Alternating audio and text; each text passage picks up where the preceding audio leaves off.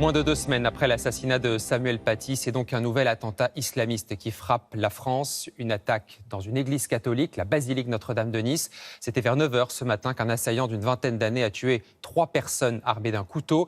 La police municipale de Nice l'a rapidement arrêté et maîtrisé en le blessant par balle. D'abord les faits, Camille Gutin avec Clara Péquez et nos équipes sur place. Il est près de 9 h ce matin lorsqu'un attentat se produit dans le centre de Nice. Un terroriste est entré dans la basilique Notre-Dame. À cette heure-ci, pas de messe, mais quelques paroissiens. Il en tue 3 au couteau. Les policiers municipaux pénètrent alors dans l'édifice pour arrêter l'assaillant.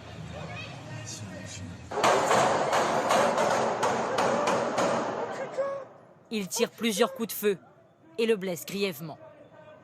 Ça se tire dessus, donc voilà, je sais pas, c'est la panique. L'homme est transporté à l'hôpital dans un état grave.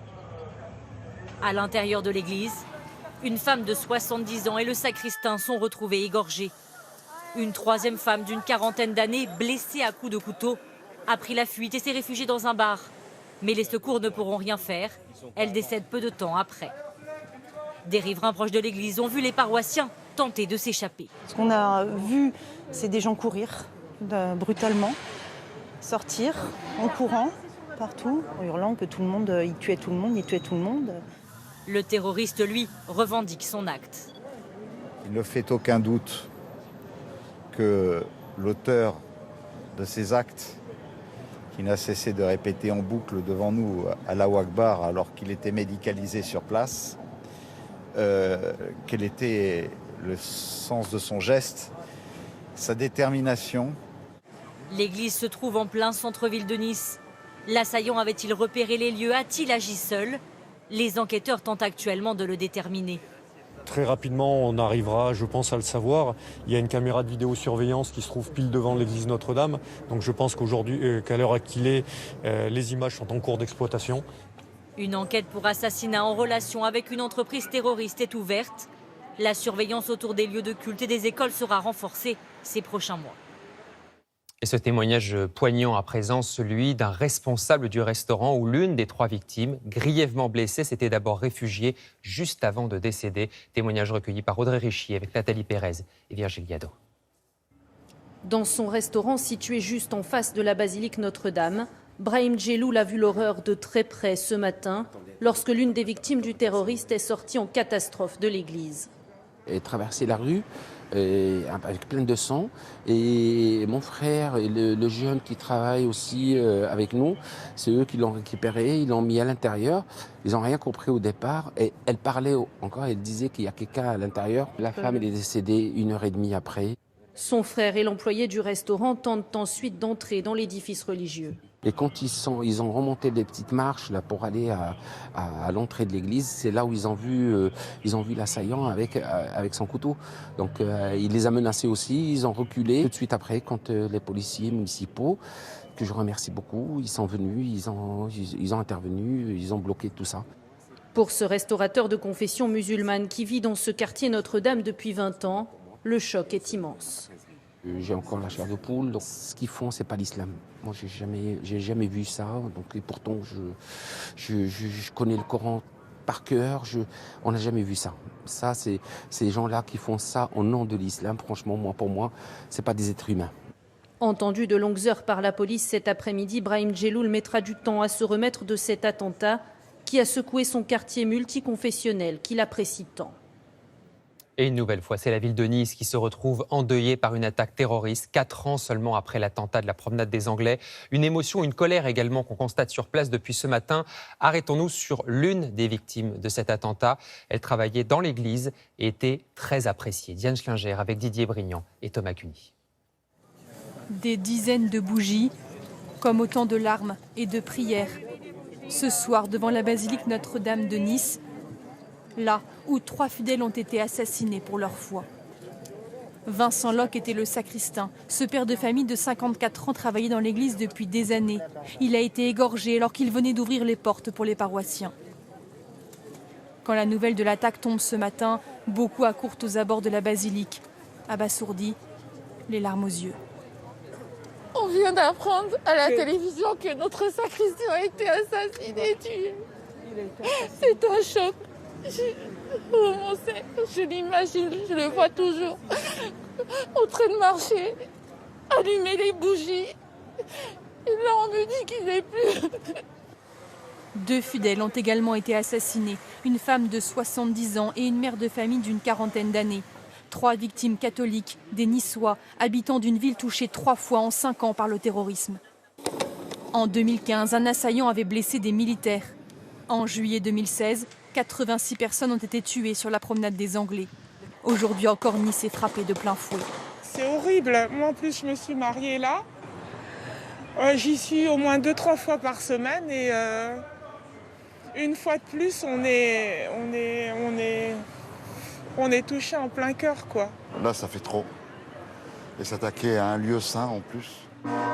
Toute l'après-midi, aux abords de la cathédrale de Nice, seule église de la ville ouverte aujourd'hui, les habitants sont venus se recueillir, se soutenir pour surmonter ensemble cette nouvelle épreuve. Et beaucoup de questions au regard du profil de l'assaillant. On va retrouver notre correspondant à Nice, Didier Brignon.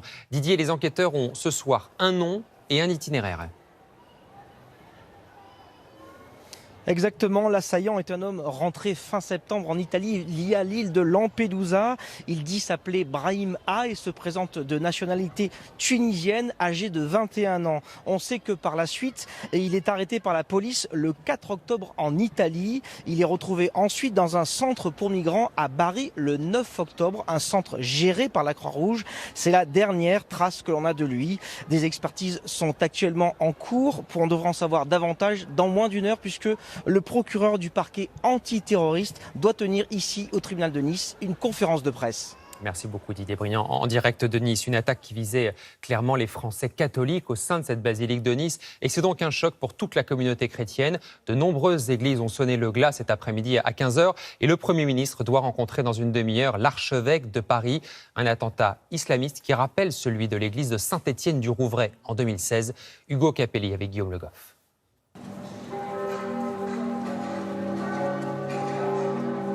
Partout en France cet après-midi, des églises sonnent le glas. Poitiers, Talence, Mulhouse et Strasbourg rendent hommage aux victimes de l'attaque de Nice. Cet attentat rappelle tragiquement à Saint-Étienne-du-Rouvray le 26 juillet 2016, lorsque 2 islamistes radicaux assassinaient le père Jacques Hamel dans son église. Aujourd'hui, sa sœur est bouleversée. Ça a ravivé cet instant de violence gratuite.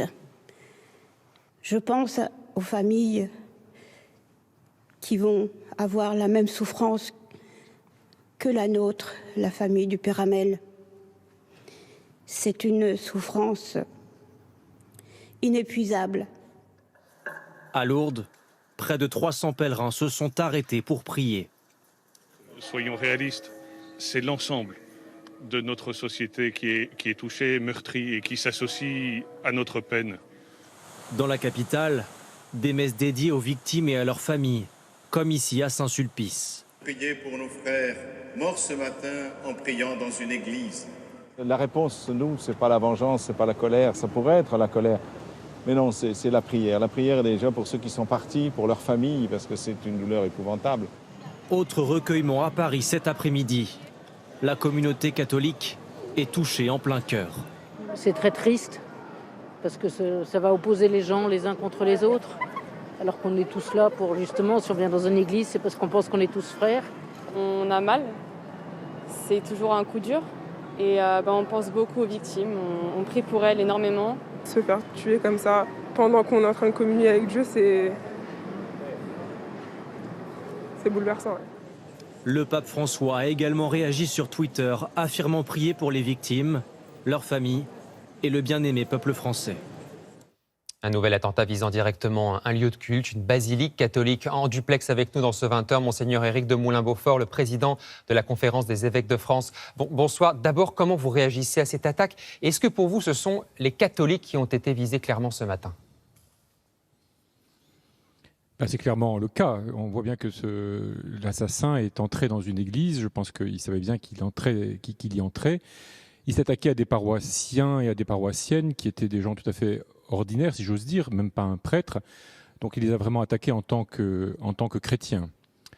On a entendu ce matin un prêtre de Nice qui nous disait... on entendait un prêtre ce matin qui nous disait « la colère d'abord, la prière ensuite ». Est-ce que vous êtes en colère ce soir également ? Mais moi, je crois que la colère est une réaction normale, comme la peur face à un événement pareil. Mais après, il ne faut pas rester prisonnier de sa colère. Il faut la transformer, il faut essayer de l'apprivoiser, de la transformer en une énergie positive. Voilà, il ne faut jamais... La colère, on ne peut pas l'empêcher, mais encore une fois, il faut la transformer. La peur, on ne peut pas l'empêcher. C'est une réaction saine devant certains événements aussi. Mais il faut arriver intérieurement à la transformer. Et c'est ce à quoi sert la prière.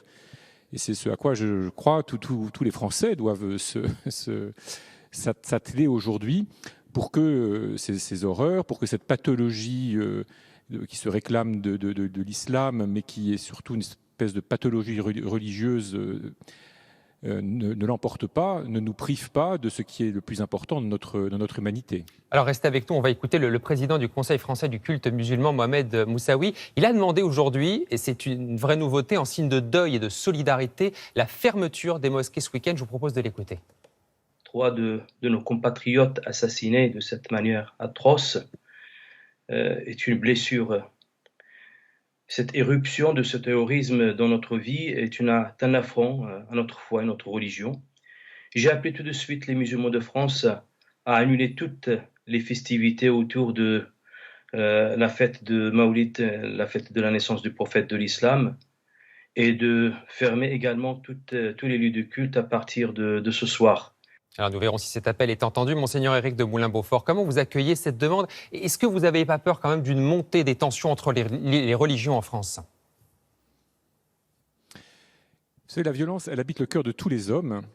Et chacun de nous doit travailler pour transformer cette violence qui nous habite. Alors la peur, la colère ravivent, réveillent toujours cette violence. Je crois que les religions ont pour fonction, entre autres choses, de nous aider à apprivoiser, à maîtriser et à transformer, à sublimer la violence qui est toujours susceptible de nous habiter tous. Après, à chaque religion de voir de quels moyens elle dispose pour vivre cela. Nous, chrétiens, dimanche, nous entendrons dans la messe les béatitudes de Jésus. Elles viennent comme une sorte de choc, si vous voulez, face à de tels événements, puisque la béatitude la plus connue, c'est « Heureux les artisans de paix », car ils seront appelés fils de Dieu. Merci voilà, donc beaucoup. il nous faut essayer d'avoir cela comme horizon.